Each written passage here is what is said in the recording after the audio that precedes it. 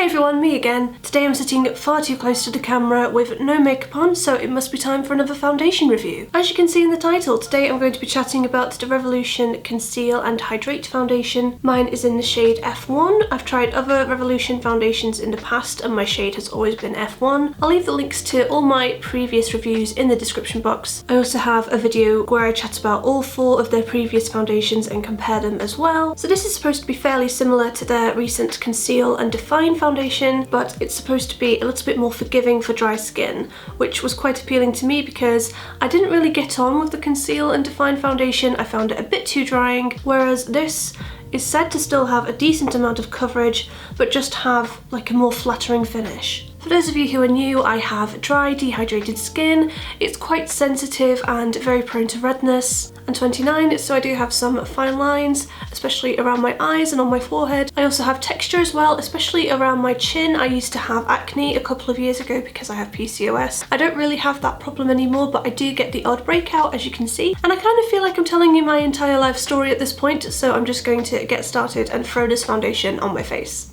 I'm going to do a bit of skincare prep first because the foundation says that it has a satin finish and my skin is quite dry, so I'm going to put on a little bit more of my moisturiser. I've already done my skincare routine today, but that was a few hours ago, so I just want to put on some moisturiser right before my foundation. This is the same moisturiser I always use. It's by La Roche-Posay. It's the B5. Highly recommended if you have dry, sensitive skin. And then because my skin's quite dry, I usually like to use an oil primer like this one from Revolution. This is their Gold Elixir Rosehip Seed Oil.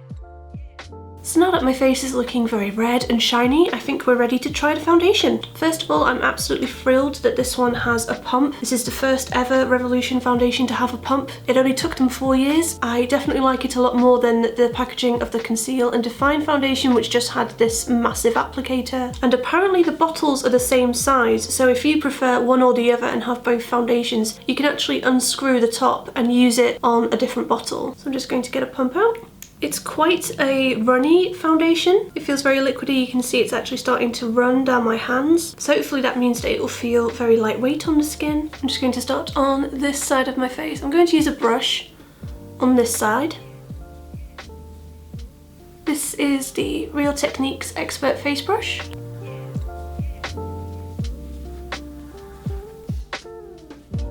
Okay, so it's not as full coverage as the Conceal and Define, but I personally really like the amount of coverage that I'm getting. I didn't use that much of it because I didn't know how intense the coverage was going to be, but I feel like I've got a really nice coverage just from a thin layer on this side of my face. My redness is definitely reduced with one layer. There's still a lot of imperfections showing through, of course, but for the amount of foundation I used, I'm actually really impressed with the results. I do this with the Conceal and Define as well, by the way. I just start with the smallest amount of product possible and then I build it up because I found the Conceal and Define would get quite cakey. I'm talking about that foundation a lot in this video actually. If you want me to do a video where I compare the Conceal and Hydrate with the Conceal and Define, maybe do one side of my face with either foundation or something like that, let me know in the comments and I will definitely film that for you. I think application is okay with the brush, but there is definitely some emphasis of texture on certain dry areas, so I'm going to do the other side with the sponge.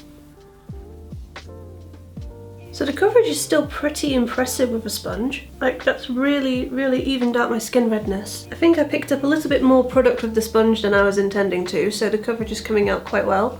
And I think I prefer this method of application to the brush, just because it doesn't seem to be emphasizing my dry patches quite so much. For me, that's pretty common. That's usually the case with most foundations. I can't think of that many that I do prefer with a brush, if any at all. So I think the coverage looks a little bit better on this side of my face, but because it's picked up a little bit more texture with the brush, I still feel like I like the sponge side a little bit more and I can easily build up over the problem areas anyway, which I'm going to do. So I'm just going to use the sponge to build up a little bit more.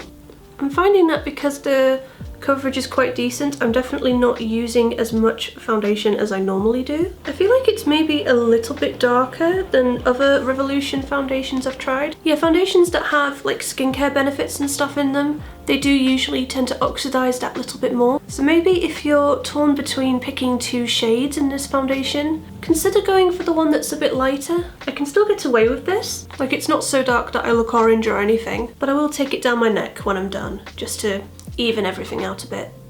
I think the foundation is quite buildable, which is really good. Like, I'm sure you can see on camera that the coverage is very, very impressive. Obviously with any foundation that's full coverage, the more you build it up, the more cakey it's going to look, the more it's going to emphasize skin texture, which is why I'm not putting like one thick coat all over my face, and I'm just kind of building up over the red, more problem areas on my face. And then I'm taking the kind of flat side of the sponge, and I'm just using that to go over any areas where the foundation is just settling into fine lines. And I'm just really taking my time with the whole blending process. I really like the amount of glow this foundation has as well. And it's not just the oil primer that I put on underneath, it is actually the foundation, because I can see it on the back of my hand as well. I'm sure the oil is helping though. So I don't normally build up my foundation to like a full coverage, but just for the sake of this review, I really wanted to build up the coverage as much as I possibly could. And when I was using the sponge, I did find that I was getting almost a full coverage.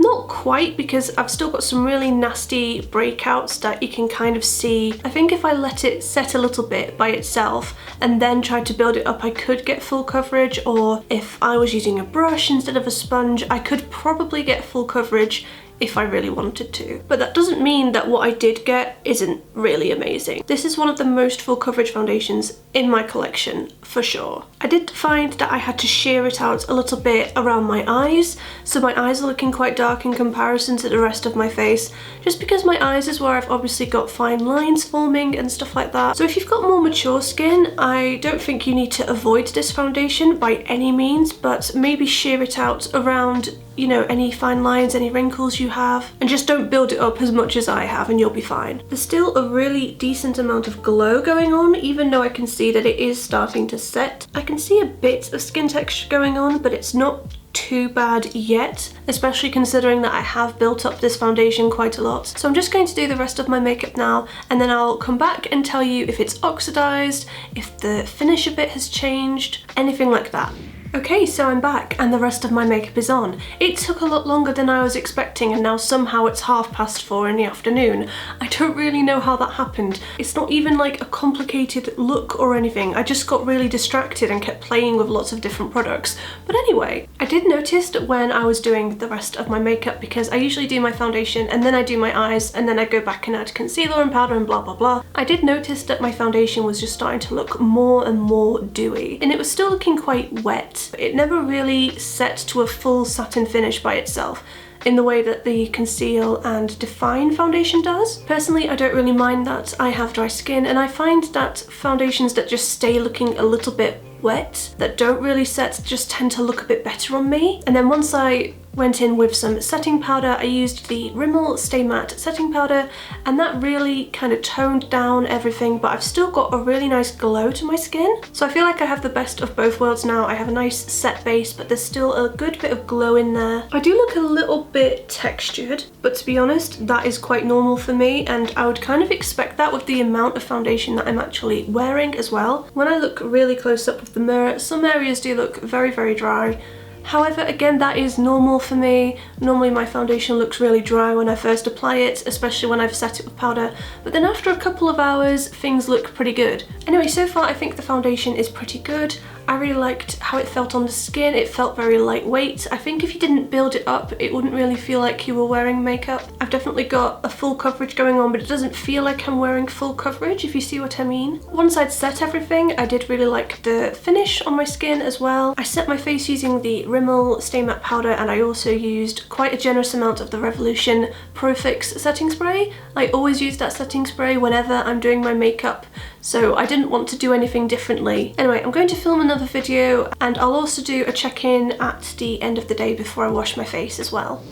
Okay, so I've had the foundation on for about 5 hours at this point. Also, my setup is a little bit different, and I've changed into my pajamas because I've just been filming a Primark haul, and I was showing off this pajama set that I got. It was only £6 and I love it. So there's definitely some areas where I can see signs of wear, but they're like the usual areas for me. So it's around my eyes and it's around my chin as well, especially where I've got a few spots and I have to build up foundation and concealer to get a bit of coverage. But considering how how full coverage it is and considering how much product I was layering on, I don't think it looks that bad. It's definitely breaking down a little bit around my chin, but I have had dinner since I put this foundation on, and I've been drinking a few cups of tea as well, so that's not a massive surprise. There's a bit of dryness around my smile lines. It's definitely worn off around my nose as well. I noticed earlier I was just scratching my nose and the foundation just completely came off on my hands, so it's definitely not transfer proof, but that is kind of what you expect from a foundation that's not completely matte and doesn't claim to be like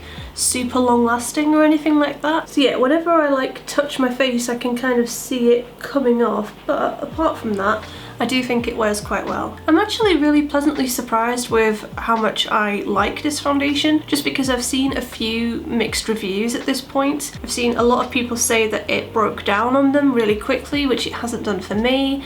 I've seen people saying that it looked too cakey and too textured on them, which it hasn't on me at all. I think the main thing is that everyone who didn't like it, who I've watched so far, have said that they really loved the Conceal and Define foundation, whereas for me, I didn't. So yeah, I would say maybe pick this up if you didn't like the Conceal and Define foundation. Again, if you want me to do a side-by-side comparison, let me know in the comments section because I would be really happy to film that for you. I think people who have got a lot of redness or just imperfections that they want to cover up are really going to like this because it is so lightweight but so pigmented. I do think the shade is maybe a little bit darker than usual. I can totally get away with it though. But yeah, if you're in store and you're kind of umming and ahhing between two shades, I would say go for the paler one. On me it's worn very well, but do keep in mind that I have the driest skin in the world and I don't really have a massive problem with foundations breaking down and looking overly oily during the day. But I really hope that you found this video helpful.